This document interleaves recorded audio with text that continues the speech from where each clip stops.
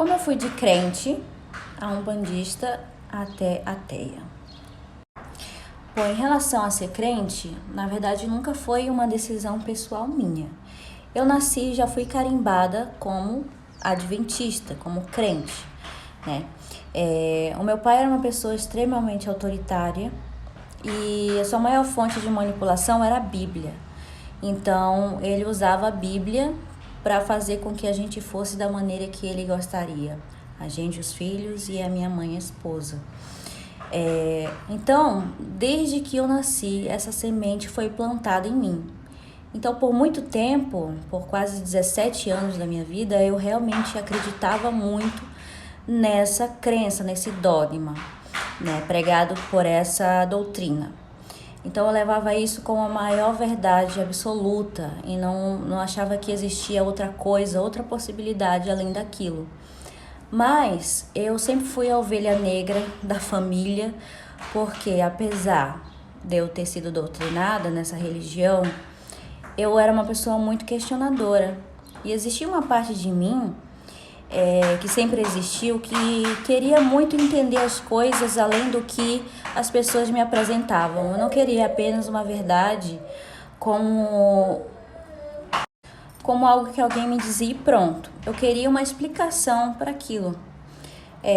Por um tempo, as explicações, né, dessa doutrina, elas meio que satisfaziam a minha curiosidade. Mas ao passar do tempo, eu fui me interessando por outros assuntos e me interessei muito pela leitura. Eu não tinha muito acesso à internet e comecei a ler muitos livros. A partir disso, eu fui começando a criar uma interrogação dentro de mim, que apesar de ainda estar na doutrina, eu não acreditava fielmente em algumas coisas que as pessoas ali pregavam, entendeu? Porém, dentro daquilo que me ensinaram, dentro dessa doutrina e dentro da minha família, se eu, por acaso, fosse capaz de questionar, né, aquela verdade ou sair daquilo, eu já estaria totalmente condenada. Então, eu criei um medo muito grande de Deus, porque eu achava que Deus era uma pessoa que castigava, uma pessoa que me mandaria para o inferno caso eu não seguisse fielmente aquela crença. Agora você imagina uma criança inocente que é ensinada dessa forma desde o dia que nasceu. Então foi uma coisa muito difícil para eu desapegar. Foi então que um dia eu saí de casa, porque eu vivia numa situação não muito agradável dentro da minha família, né? E eu resolvi sair de casa e tive outras vivências com outras pessoas, com outras religiões e com outras crenças. E isso me fez abrir os olhos para muitas coisas que realmente eu tinha aquela interrogação e naquele momento aquilo foi esclarecido para mim. Eu percebi que eu estava numa bolha e aquela era a única realidade que eu conhecia. E como ser a única coisa que eu conhecia, eu me agarrava àquilo com unhas e dentes. Eu tinha muito medo de largar aquilo. Foi quando eu fui atrás de estudos em relação à Bíblia, só que a Bíblia como algo histórico. E eu percebi que a Bíblia ela é uma versão do mundo que não existe mais. Eu já havia estudado a Bíblia várias vezes, mas por uma ótica doutrinatória. Mas naquele momento, eu tive a oportunidade de ver por uma ótica histórica, entendeu? E como eu sempre tive um lado meu que queria racionalizar tudo, dentro da minha lógica, algumas coisas que a Bíblia pregava não faziam o menor sentido. Afinal, a gente vive num mundo moderno e a gente tem tecnologia e informação para a gente poder se aprimorar. E nesse meu aprimoramento, eu acabei rejeitando um pouco essa ideia bíblica e consegui me libertar finalmente dessa igreja, dessa doutrina. E para mim isso foi uma coisa muito maravilhosa, foi ótimo. Mas não foi nada fácil, tá? Porque por mais que a minha cabeça racionalizasse que aqueles ensinamentos não faziam sentido para mim e não faziam bem para minha cabeça, quando eu estava em qualquer outro ambiente ou fazendo alguma coisa que me ensinaram que eu estava totalmente equivocada e errada, eu sentia um medo absurdo de ir pro inferno. Então, Era uma coisa totalmente inconsciente. Depois que eu saí da igreja, aconteceu uma coisa que acontece com muitas pessoas que têm uma crença pela vida inteira ou estão numa bolha uma vida inteira e depois saem dessa bolha. Eu me senti muito perdida e não sabia mais no que acreditar. Foi quando eu fiquei assim, me sentindo desamparada, sabe? E realmente aquilo me deu uma certa tristeza.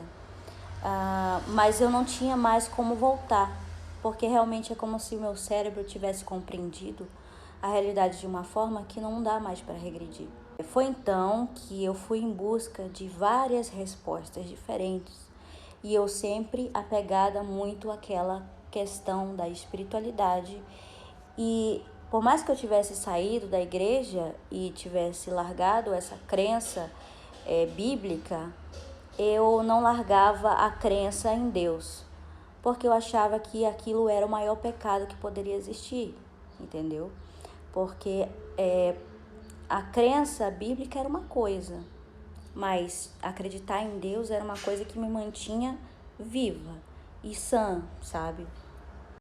Então eu comecei uma maratona de pesquisas e estudos. Eu tinha realmente muita ansiedade e medo do que poderia acontecer na minha vida a partir disso. Foi quando eu me envolvi no espiritualismo. Inclusive eu fui num ritual de ayahuasca que mudou a minha vida, né? Mudou minha vida para melhor. Mas nesse lugar que eu fui tinha uma visão muito espiritualista, né? Acreditava em Deus, tinha imagens, tinha os santos. E esse ritual foi um ritual muito bom para o desprendimento do medo que eu tinha. Mas aí eu comecei a me introduzir num outro mundo, o mundo do espiritualismo. Mas veja só, eu saí de uma crença e fui exatamente cair em outra crença. Porque é como se eu tivesse uma carência daquilo que eu tive a vida inteira e não tive naquele momento. Então eu fui para esse mundo do espiritualismo em busca de me preencher. Foi quando eu comecei a frequentar uma casa de umbanda, porque eu estava vivendo um momento difícil, deprimida, triste, sem esperança. E esse local foi um local que me abraçou e me ajudou muito, com banhos, com conselhos, né? Com aquela harmonia entre as pessoas, os cânticos. E por mais que as pessoas digam que não tem nada a ver, me lembrava muito aquele conforto que a igreja me trazia. Só que tinha um fator a mais, porque na Umbanda ela é uma religião muito encantadora, porque tem as entidades e elas se vestem de uma maneira específica e falam de uma maneira diferente e usam acessórios e estão ali para te aconselhar, elas te abraçam, elas te ajudam. Então eu me senti muito amparada e abraçada por aquilo. Então foi uma questão de tempo para eu querer fazer parte também. Eu já cheguei assim, querendo me jogar de cabeça naquilo. Como eu me senti muito bem depois daquilo, é claro que eu associei essa transformação totalmente àquela religião, sabe? Porque depois que eu comecei a fazer os tratamentos que me passaram e comecei a frequentar a casa, eu me senti melhor daquele sofrimento que eu estava passando. Então eu procurei uma casa e acabei entrando numa casa de umbanda, que não era exatamente essa que eu frequentava, era uma outra que tinha um outro costume totalmente diferente e até meio peculiar, digamos assim. Porque eu fui por um convite de uma pessoa que era minha amiga, então eu confiei nela.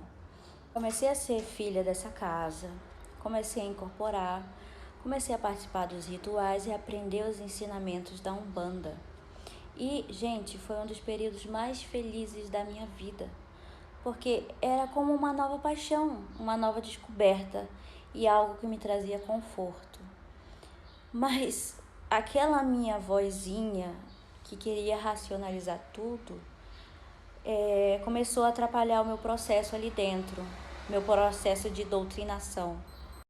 Porque o que acontece em muitas religiões é que às vezes as pessoas da religião querem que você anule a sua intuição para que você aceite cegamente aquilo que eles estão falando para você. E eu sou uma pessoa que quando algo não parece certo para mim, eu realmente não faço ou questiono. E foi o que eu fiz. Aquilo que eu não achava correto sobre certos comportamentos e certas falas, eu questionava. Então eu comecei a ser o problema, né? O problema não era a casa, o problema não eram as pessoas, mas o problema era eu por estar questionando. A mesma coisa que aconteceu quando eu estava na igreja e questionava a igreja e a minha família, meu pai falava para mim que só de questionar eu já estava errada, entendeu? Foi quando eu comecei a observar muitas coisas que tinham em comum com a religião que eu havia feito parte no passado. Por exemplo, líderes espirituais que usam da sua autoridade para impor a sua vontade pessoal. E eu via as entidades fazendo isso. E não só isso, mas como conceitos muito antiquados e coisas que não batiam, sabe? Por exemplo, uma vez uma pombogira me falou que eu escolhia demais em relação aos homens, que eu era muito exigente e se eu não parasse com isso eu ia morrer sozinha. Foi quando eu comecei a me questionar. Se essas entidades são mais evoluídas do que nós, são espíritos evoluídos, por que algumas delas, muitas delas, dão conselhos tão antiquados, falam coisas assim que parecem coisas antigas, parecem coisas ultrapassadas, sabe?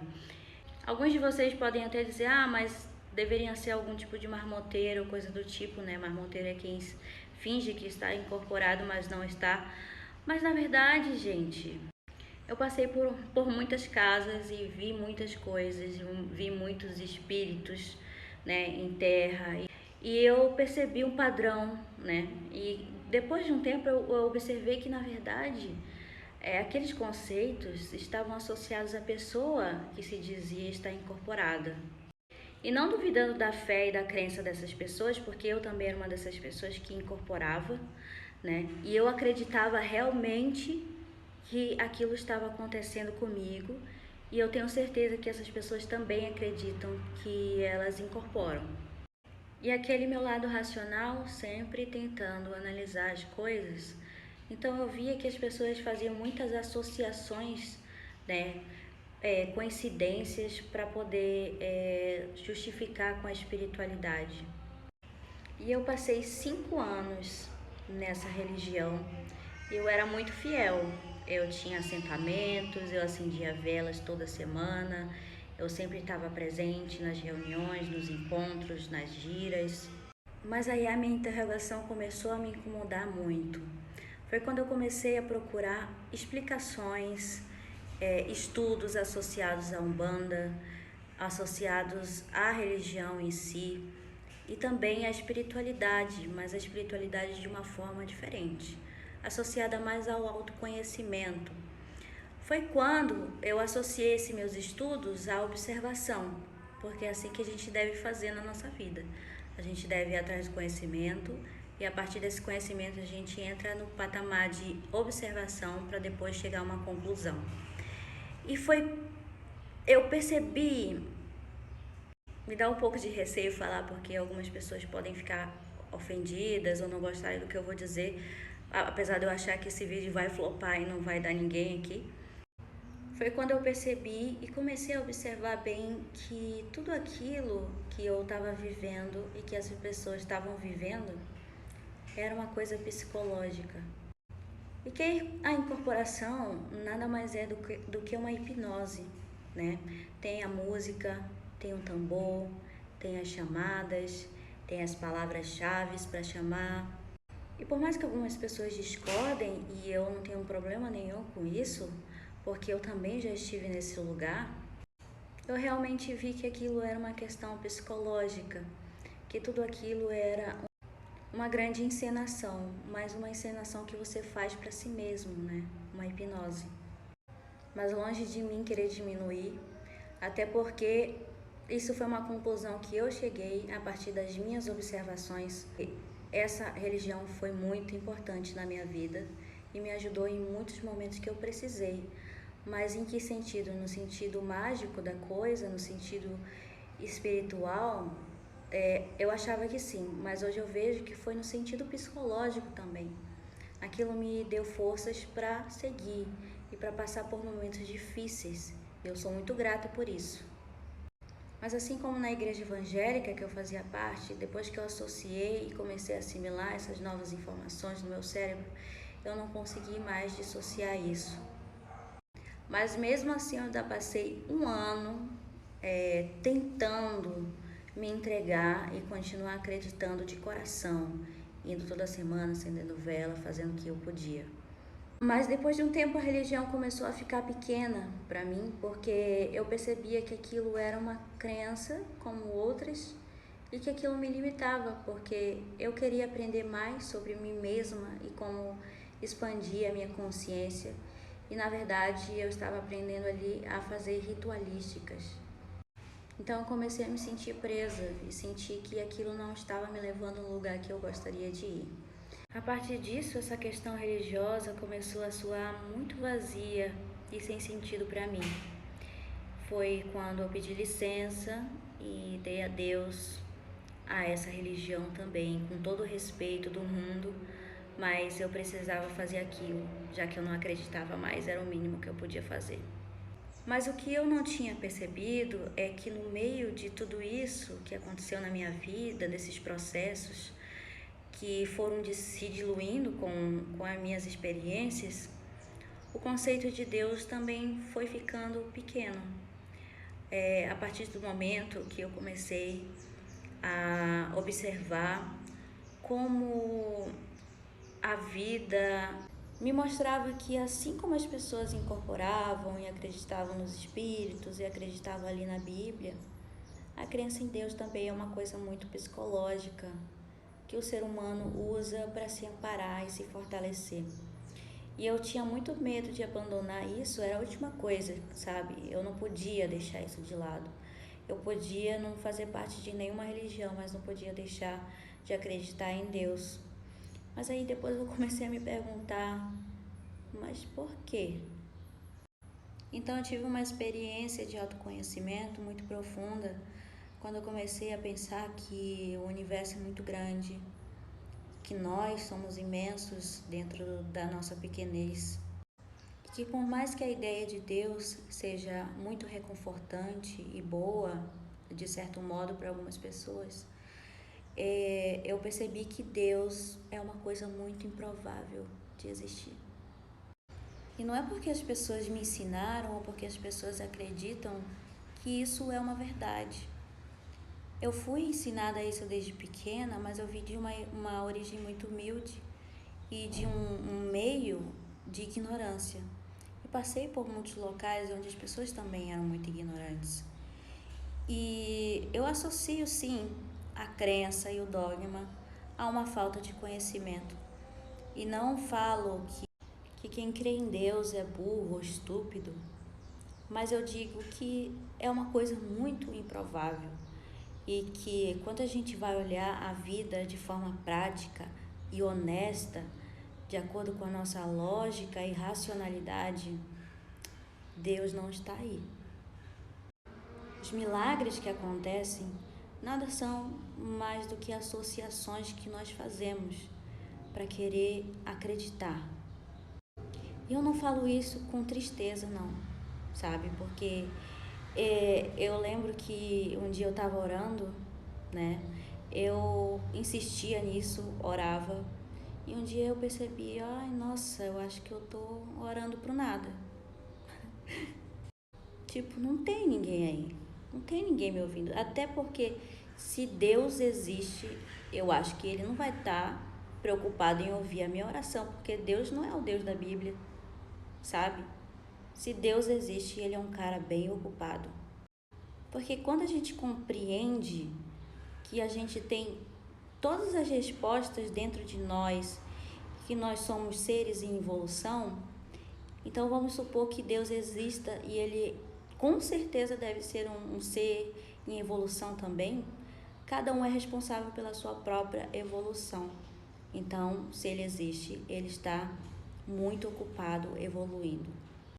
Mas a gente quer associar Deus como uma pessoa, como um pai, como um criador. Porém, a vida ela não funciona dessa forma, pelo menos diante da minha perspectiva e da minha observação, como eu já disse antes.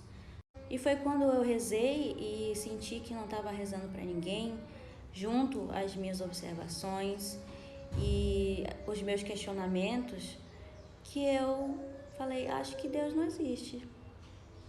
Mas ao contrário do que muitas pessoas imaginam ou de como foi lá atrás, quando eu deixei a religião e que aquilo me trouxe um vazio, uma tristeza muito grande, eu não me senti vazia nem triste, porque a constatação de que Deus não existia para mim foi uma forma de aceitar a vida conforme ela é, porque muitas vezes a gente está esperando um salvador, alguém que venha nos buscar e livrar de todo o mal, e o mal continua acontecendo. Fica esperando que Deus venha e transforme o nosso ser, e a gente nunca é transformado, porque a gente não procura um psicólogo, não se observa, não muda praticamente, né? Então fica esperando que Deus faça a transformação, e não é assim que funciona.